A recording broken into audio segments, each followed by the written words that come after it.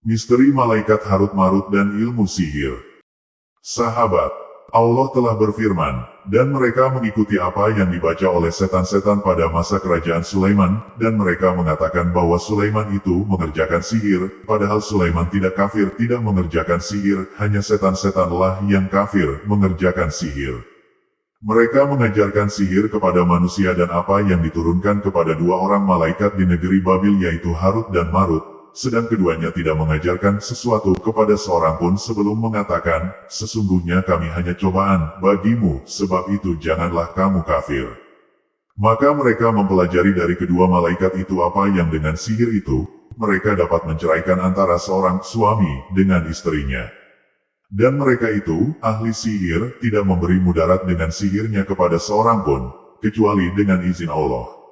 Dan mereka mempelajari sesuatu yang tidak memberi mudarat kepadanya dan tidak memberi manfaat. Sesungguhnya mereka telah meyakini bahwa barang siapa yang menukarnya kitab Allah dengan sihir itu, tiadalah baginya keuntungan di akhirat, dan amat jahatlah perbuatan mereka menjual dirinya dengan sihir, kalau mereka mengetahui. Surat Al-Baqarah ayat 102. Sahabat, orang-orang Yahudi mengikuti sihir yang dibacakan oleh setan pada masa Sulaiman putra Daud, meskipun mereka tahu bahwa yang demikian itu sebenarnya salah. Mereka menuduh bahwa Nabi Sulaiman yang menghimpun kitab sihir, dan menyimpan di bawah tahtanya, kemudian dikeluarkan dan disiarkan kepada umat manusia. Dugaan seperti ini adalah suatu pemalsuan dan perbuatan yang dipengaruhi oleh hawa nafsu. Sebenarnya mereka hanya menghubung-hubungkan sihir itu pada Nabi Sulaiman. Nabi Sulaiman tidak mengajarkan atau mempraktekkan sihir karena ia mengetahui bahwa perbuatan yang demikian itu termasuk mengingkari Tuhan, apalagi kalau ditinjau dari kedudukannya sebagai Nabi, mustahillah ia mempraktekkan sihir. Kisah tentang sihir banyak dituturkan dalam Al-Quran terutama dalam kisah Musa dan Firaun. Dalam kisah itu diterangkan sifat-sifat sihir, bahwa sihir itu adalah sulapan yang menipu pandangan mata, sehingga orang yang melihat mengira bahwa yang terlihat seolah-olah keadaan yang sebenarnya. Hal ini dijelaskan dalam firman Allah.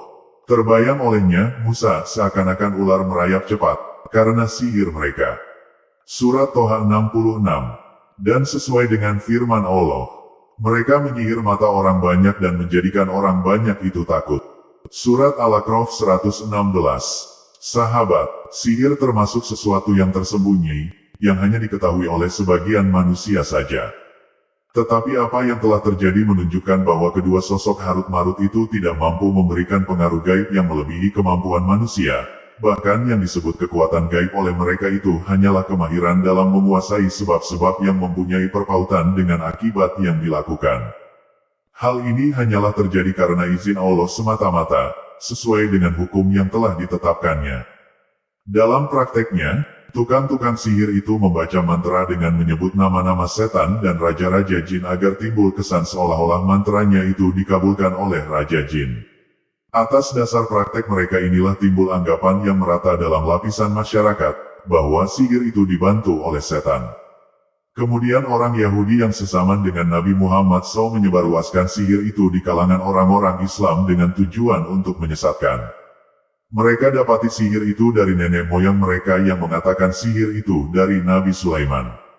Padahal kedua malaikat tidak mengajarkan sihir kepada seorang pun, sebelum memberikan nasihat agar orang jangan mengamalkan sihir itu, sebab orang yang mempraktekkan sihir itu adalah kafir.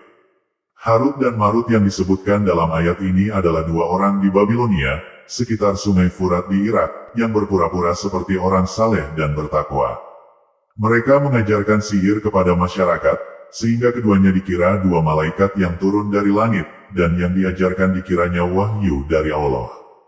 Mereka pandai sekali menipu dan menjaga itikat baik masyarakat kepada mereka, maka mereka berkata kepada setiap orang yang ingin belajar dari mereka, bahwa kami hanyalah cobaan, janganlah kamu menjadi kafir, yakni bahwa mereka para penguji, yang akan menguji kamu, akan bersyukur atau akan kufur. Maka kami menasihati kalian, janganlah menjadi kafir. Mereka berkata begitu untuk memberi kesan bahwa ilmu yang mereka bawa adalah dari Tuhan, dan praktek mereka untuk kepentingan rohani. Tapi tujuannya hanya demi merusak keharmonisan.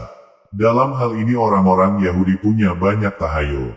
Mereka percaya bahwa sihir yang diturunkan kepada mereka sungguh dari Tuhan. Kedatangan kedua malaikat itu hanya untuk mengajar manusia. Maka Al-Quran datang membantah anggapan mereka, bahwa itu datang dari langit, dan mengecam keras mereka yang belajar dan mengajarkannya.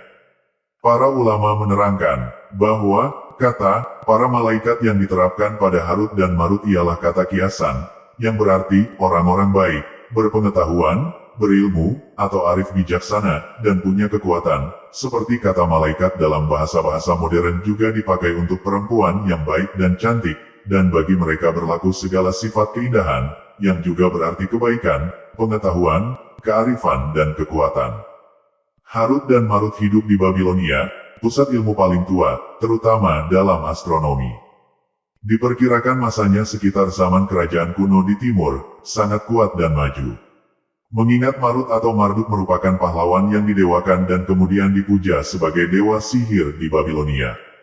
Harut dan Marut bukan mau menyembunyikan ilmu, namun mereka belum pernah mengajarkan kepada siapapun tanpa memberikan peringatan mengenai bahaya dan godaan ilmu semacam itu bila berada di tangan orang jahat. Mereka melihat bukan tidak mungkin orang-orang jahat itu akan terjerumus ke dalam kekufuran dan akan jadi sombong karena ilmunya. Ilmu ini memang merupakan cobaan dan godaan, kalau sudah diberi peringatan, tahulah kita akan bahayanya. Apa yang dipelajari oleh setan dari Harut dan Marut mereka ubah untuk maksud-maksud jahat. Karena dicampur dengan kepalsuan dan penipuan, maka lahirlah segala jimat-jimat, mantra dan guna-guna. Tetapi lepas dari mudarat yang dibuat oleh penipu-penipu yang hendak ditimpakannya kepada orang lain itu, mudarat atau bahaya yang mereka lakukan itu akan menimpa jiwa mereka sendiri. Mereka menjual diri sendiri menjadi budak kejahatan. Ayat ini sebenarnya tidak menunjukkan hakikat sihir. Apakah sihir itu berpengaruh secara tabi'i atau disebabkan oleh sesuatu yang sangat misteri? Juga tidak diterangkan apakah sihir itu dapat memberi pengaruh kepada manusia dengan cara yang tidak biasa, atau sama sekali tidak memberikan pengaruh apa-apa. Ringkasnya, Allah tidak memberikan keterangan secara terinci. Andaikan Allah memandang baik menerangkan hakikat sihir itu dan bermanfaat bagi manusia, tentulah Allah akan menerangkannya secara terperinci. Selanjutnya Allah menjelaskan bahwa sihir tidak memberikan manfaat sedikit pun kepada manusia, bahkan memberikan mudarat. Oleh sebab itu, Allah mengancam orang yang mempraktekkannya dengan siksaan. Orang-orang Yahudi pun sebetulnya telah mengetahui bahwa sihir memudaratkan manusia, dan seharusnya mereka membencinya. Tetapi, karena ada maksud jahat yang terkandung dalam hati mereka untuk menyesatkan orang Islam, mereka pun mau mengerjakannya. Oleh karena itulah, Allah mencela perbuatan sihir dan memasukkan orang yang melakukannya ke dalam golongan orang yang memilih perbuatan sesat. Selanjutnya Allah menegaskan bahwa di akhirat mereka tidak akan mendapat kebahagiaan sedikitpun. Karena mereka yang telah memilih perbuatan sihir, berarti mereka telah menyalahi hukum yang termuat dalam Taurat, padahal dalam kitab mereka sendiri terdapat juga ketentuan bahwa orang yang mengikuti bisikan jin, setan dan dukun itu, sama hukumnya dengan orang yang menyembah berhala dan patung. Lebih jauh Allah menjelaskan bahwa sihir yang mereka kerjakan itu sangat jelek. Allah menggambarkan orang yang memilih perbuatan sihir sebagai kesenangannya seperti orang yang menjual iman dengan kesesatan.